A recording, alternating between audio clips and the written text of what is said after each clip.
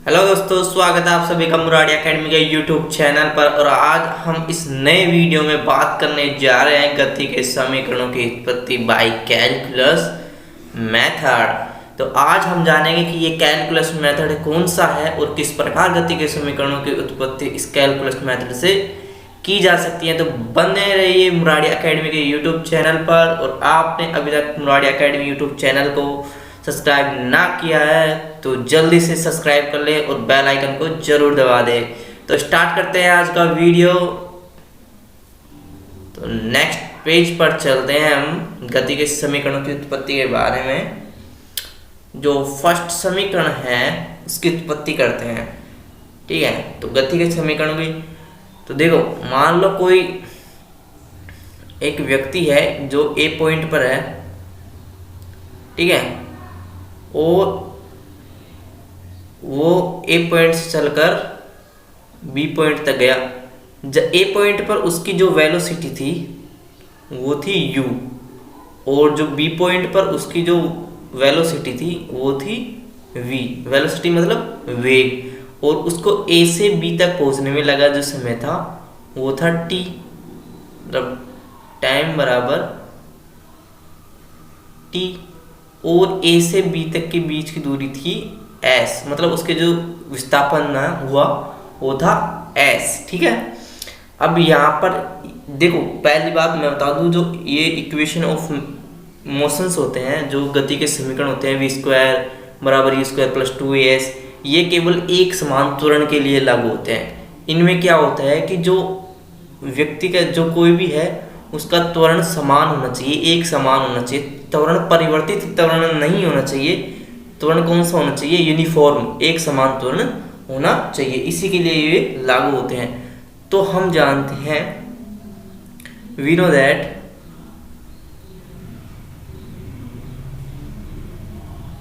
हम जानते हैं कि वी नो दैट ए जो त्वरण होता है वो क्या होता है?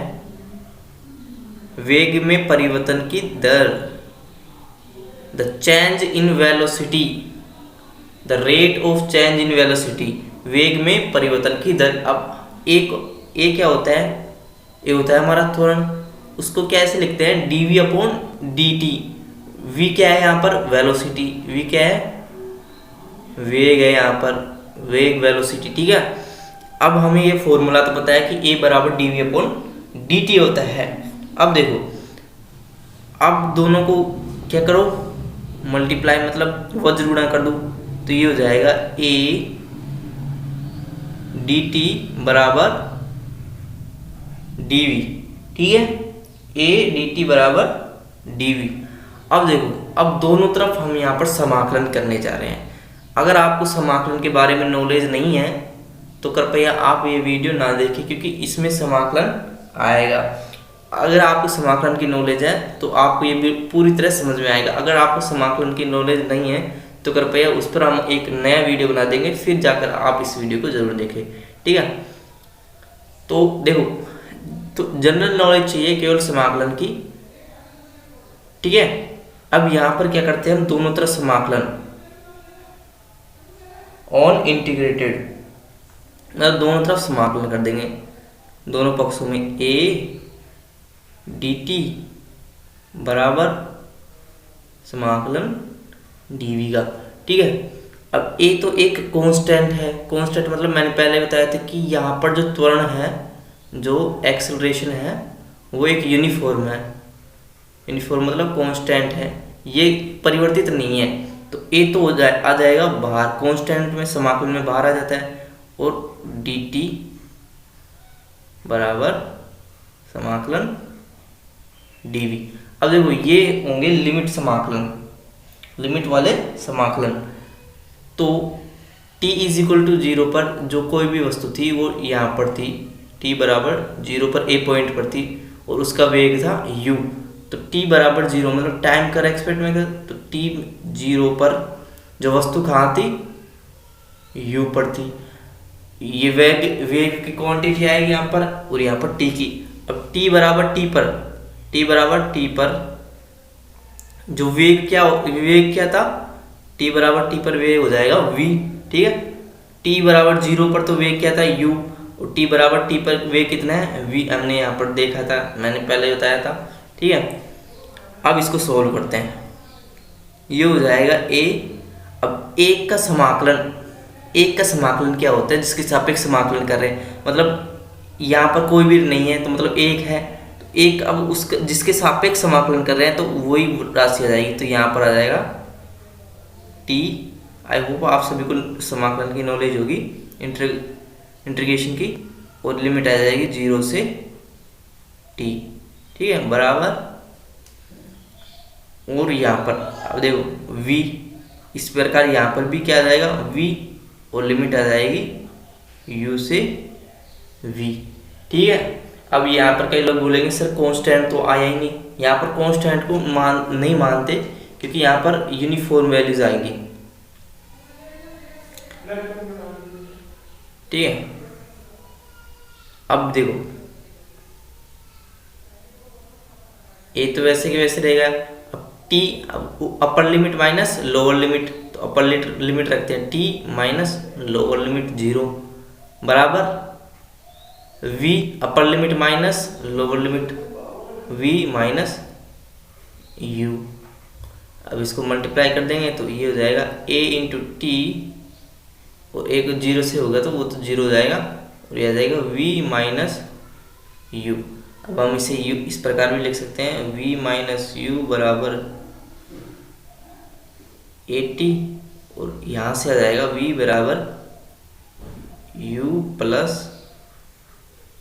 80। ठीक है, इस प्रकार हमारा आंसर आ जाता है, मतलब हमारा गति का पहला समीकरण आ जाता है v बराबर u प्लस 80। ये है गति का पहला समीकरण। अब ये किस प्रकार से हमने किया, कैलकुलस मेथड, मतलब यहाँ से समाकलन अवकलन दोनों का उपयोग करके यहाँ पर जो वैल्यूज आ जाती है। ठीक है, ये तो था हमारा गति का पहला समीकरण। किस प्रकार कि हम जानते हैं कि a जो एक्सेलरेशन होता है वो dv/dt होता है, हमने फिजिक्स में बहुत बार पढ़ा है dv/dt। और अब यहाँ पर दोनों को वज्र गुणन कर देंगे तो a इंटू dt हो जाएगा, ये सिंप्लीफाई करने पर, और ये हो जाएगा dv। अब दोनों तरफ समाकलन करने पर, दोनों तरफ समाकलन कर दिया तो ये क्या हो गया कि लिमिट वाले समाकलन होते हैं, इनमें लिमिट्स चलेंगी। ठीक है, तो t इज इक्वल टू 0 पर जो वस्तु कोई भी था उसका वेग कितना था u, और t is equal to t पर, मतलब टाइम बराबर t पर उसका वेग कितना था, हो जाएगा v। ये v के रेस्पेक्ट में है और ये t के रेस्पेक्ट में।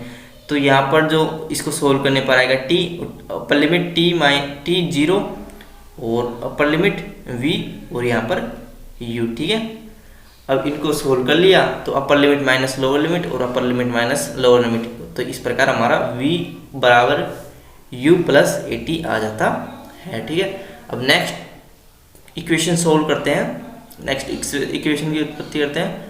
तो नेक्स्ट इक्वेशन हो जाएगी हमारी, हम जानते हैं कि वेग क्या होता है, वेलोसिटी क्या होती है, डिस्टेंस अपॉन टाइम, या change in distance upon time. तो मतलब विस्थापन में परिवर्तन या डिस्प्लेसमेंट में चेंज अपॉन टाइम। ठीक है, तो ये होता है v बराबर ds/dt। ठीक है, ये होता है हमारा वेलोसिटी, ये मतलब वेग। अब वही ये इसको कैसे लिख सकते हैं हम, ये इसको लिख सकते हैं v is equal to d t, v d t is equal to d s. हम इसे इस प्रकार लिख सकते हैं सिंप्लीफाई करने पर। ठीक है, अब हमने देखा था पहले समीकरण में, पहला समीकरण क्या था, v is equal to u plus 80। तो यहाँ पर v के वैल्यू पुट कर देंगे, यहाँ पर हो जाएगा u प्लस 80 और dt बराबर ds। ठीक है, अब देखो, अब इन दोनों को अलग अलग कर लेंगे, u dt plus a t dt बराबर ds, ये आ जाता हमारा। ठीक है, अब दोनों तरफ समाकलन करने पर वही, दोनों तरफ समाकलन करेंगे हम u dt, दोनों पक्षों में इनका अलग अलग समाकलन हो जाएगा, प्लस a t dt, इसका समाकलन बराबर ds। अब देखो यहाँ पर टाइम के रेस्पेक्ट में तो t बराबर 0 पर, और ये हो जाएगा, हमें निकालना है 0 से t के बीच में, तो हो जाएगा 0 से t, लोअर लिमिट कितनी हो जाएगी 0। अब देखो ये भी कितना हो जाएगा 0 t, और ये हो जाएगा विस्थापन 0 t बराबर 0 पर विस्थापन कितना था, डिस्प्लेसमेंट कितना था 0, और t बराबर t पर डिस्प्लेसमेंट कितना है s। हमने बताया था कि आपको कितना है s, s वस्तु दूरी तक पहुंची थी ना, s विस्थापन तय किया जाएगा उसके द्वारा। अब यहाँ पर देखो जितने भी कांस्टेंट क्वांटिटी है वो तो हो जाएगी भार, और समाकलन हो जाएगा 0 से t dt प्लस 0 से t, ए भी कांस्टेंट है क्योंकि ए एक यूनिफॉर्म है गति के समीकरणों में, यूनिफॉर्म तो मतलब एक समान त्वरण वालों के लिए ये समीकरण निकाल रहे हैं, 0 से s और हो जाएगा ds। ठीक है, अब इसको सोल्व करते हैं। अब u, अब देखो एक का समाकलन, मतलब अगर आप मतलब एक का समाकलन करोगे, मतलब यहाँ पर कुछ भी है x, तो इसका आंसर आता है हमारे पास x। ठीक है, मान लो यहाँ पर कितने मतलब dx है, तो इसका आंसर आएगा हमारे पास x। तो इस प्रकार यहाँ पर क्या है dt है, तो जो पीछे लगी हुई है वही क्वांटिटी आ जाती है वापस। ठीक है, तो ये हो जाएगा x, तो 0 से t plus a T square upon 2। अभी टी स्क्वायर अपॉन 2 कैसे आया वो बता देते हैं हम। x की पावर n का जो समाकलन होता है वो होता है x की power n plus 1 upon n plus 1। अब यहाँ पर x की पावर कितनी है, x की पावर है 1, तो x की पावर 1 प्लस 1, x की पावर 2, मतलब x स्क्वायर बटे 2, तो यहाँ पर आ जाएगा टी स्क्वायर बटे 2। ठीक है, इस प्रकार हमारा ये आ जाता है, इसको मिटा देते हैं।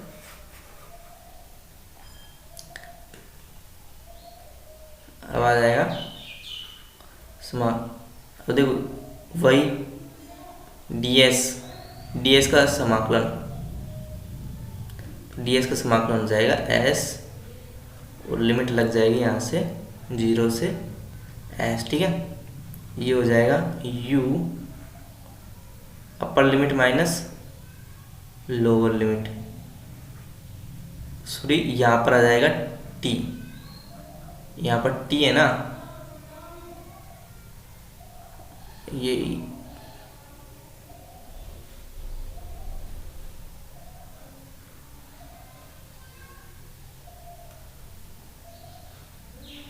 यहाँ पर आएगा t, तो upper limit minus lower limit plus a, constant तो बाहर आ जाएगा, और upper limit minus lower limit बराबर s माइनस अपर लिमिट माइनस लोअर लिमिट। तो इस प्रकार हम इनको गुणा करेंगे तो यहाँ से आ जाएगा ut प्लस यहाँ से आ जाएगा हाफ ए टी स्क्वायर, और यहाँ से आ जाएगा s। तो इस प्रकार हमारा समीकरण आ जाता है गति का, s बराबर ut plus half A T square. ठीक है, कितना ut plus half A T square.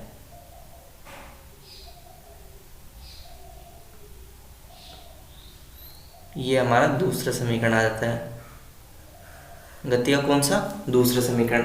इस प्रकार देखो पहले समीकरण कौन सा था, v बराबर u प्लस ए टी, दूसरा कौन सा है s बराबर ut plus half A T square. इसको किस प्रकार करेंगे, हम जानते हैं कि वेलोसिटी क्या होती है ds अपॉन dt, तो डी टी को इस साइड ले जाने पर v d t is equal to d S.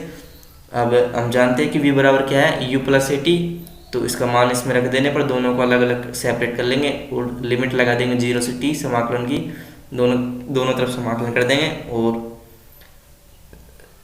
ये हो जाएगा s से 0 से s, और इस प्रकार समाकलन सोल्व कर देंगे और हमारा आंसर आ जाएगा s बराबर U T plus half A T square. अब देखो, अब सेकंड करते हैं, अब थर्ड सेकंड हो गया, ये कौन सा समीकरण है, सेकंड। अब करते हैं थर्ड इक्वेशन किस प्रकार हम सोल्व करेंगे, थर्ड इक्वेशन किस प्रकार हम लाएंगे। तो स्टार्ट करते हैं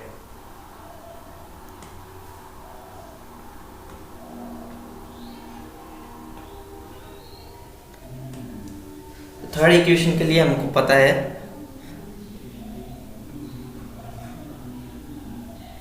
थर्ड इक्वेशन के लिए वी नो दैट एक्सेलरेशन क्या होता है, एक्सेलरेशन होता है d we upon D t. अभी हमने पढ़ा था कि एक्सेलरेशन क्या होता है, मतलब त्वरण क्या होता है, d we upon D t. अब थर्ड इक्वेशन क्या होगी, देखो थर्ड इक्वेशन होती है वी स्क्वायर बराबर यू स्क्वायर प्लस 2as। तो अब यहाँ पर आ रहा है s मतलब विस्थापन। अब हमको अब इसको सोल्व करने पर इसमें विस्थापन तो कैसे आ सकता है, क्योंकि यहाँ पर कोई डिस्प्लेसमेंट की कोई क्वांटिटी नहीं है, मतलब विस्थापन की कोई क्वांटिटी नहीं है। अब तो यहाँ पर क्या करेंगे, हम डिस्प्लेसमेंट से गुणा और भाग कर देंगे, ds से भाग और गुणा कर देंगे, ठीक है। इस प्रकार हम कर सकते हैं कि नहीं, क्योंकि इस दोनों को कट जाएगा तो इसमें कोई प्रभाव नहीं पड़ेगा समीकरण पे, तो ये आ जाएगा। अब देखो, इसको हम इस प्रकार भी लिख सकते हैं, डी वी डी एस को इसके नीचे लिख देते हैं और D S upon D T इसको इसके नीचे। अब देखो, अब ये क्या होता है, D S upon D T, हमको पता है कि वी क्या होता है, D S upon D T हमने पढ़ा था अभी, तो ये हो जाएगा A is equal to D V D S into V, ठीक है। ए बराबर, अब इसको हो जाएगा V D we upon D S. अब क्या करते हैं, डी एस को दूसरी तरफ ए की साइड भेज देते हैं, तो ये हो जाएगा ए डी एस बराबर वी डी वी। अब दोनों तरफ समाकलन कर लेंगे, तो ए डी एस और लिमिट आ जाएगी 0 से एस बराबर वी डी वी। तो एस बराबर मतलब जो जब वस्तु 0 पर थी तो उसका वेग कितना था u, और जब वस्तु s पर है तो उसका वेग कितना है v, ठीक है। इस प्रकार ये लिमिट लग जाएगी। अब इसका समाकलन क्या होगा, ये तो कांस्टेंट है बाहर आ जाएगा, और ds का समाकलन क्या होगा s, तो s और 0 से s, और v का समाकलन क्या होगा v स्क्वायर अपॉन 2, और ये आ जाएगा u लिमिट 0 से u से v, ठीक है। u क्या है, प्रारंभिक वेग है। अब देखो,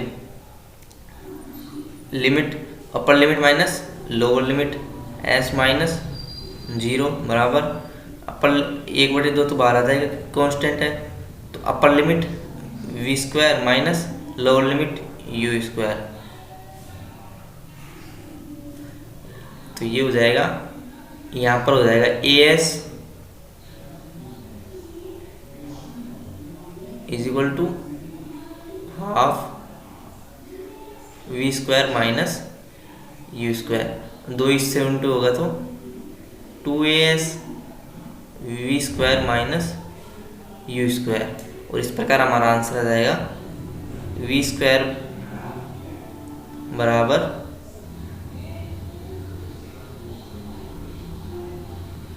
यू स्क्वायर प्लस 2as, क्योंकि यू स्क्वायर इस तरफ जाएगा तो यू स्क्वायर में बदल जाएगा माइनस यू स्क्वायर। इस प्रकार हमारा जो थर्ड इक्वेशन है v square is equal to u square plus 2as वो भी आ जाता है। तो इस प्रकार हम तीनों इक्वेशन सोल्व कर चुके हैं। तो आज का वीडियो कैसा लगा? अगर आपको अच्छा लगा तो इस वीडियो को ज़्यादा से ज़्यादा शेयर कीजिए अपने दोस्तों के साथ, और अगर अच्छा लगा तो लाइक कीजिए, शेयर कीजिए और कमेंट कीजिए, और हमारे मुरारी एकेडमी यूट्यूब चैनल को ज़रूर से ज़रूर सब्सक्राइब कर ले। ऐसी वीडियो हम बनाते ही रहते हैं आपके लिए, ठीक है। तो आज के लिए बस इतना ही। Thank you so much.